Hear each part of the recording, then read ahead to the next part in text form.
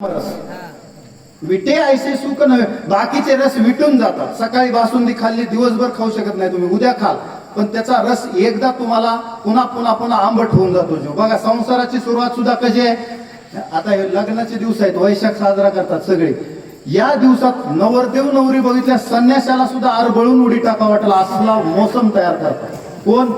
ते लग्न करणारी मंडळी. डीजे, ते नवरदेव नवरीचा थाट बघून असं वाटतंय की संसारात किती सुख आहे. गोड एक आहे अविट गोविंद, वाह, गोड एक आहे अविट गोविंद, अनिक ते छंद नाशिवंत, अनिक ते नाशिवंत.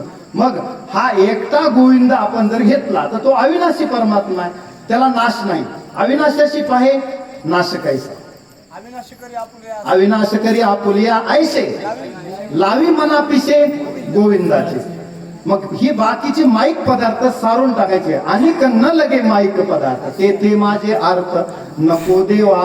मग त्यालाच ही ब्रह्मरस गोडी मिळते. ब्रह्मरस गोडी तयासी फावली, वासना निमाली समूळ ज्याची. ज्याला बाकीच्या गोष्टीत वासना शिल्लक नाही.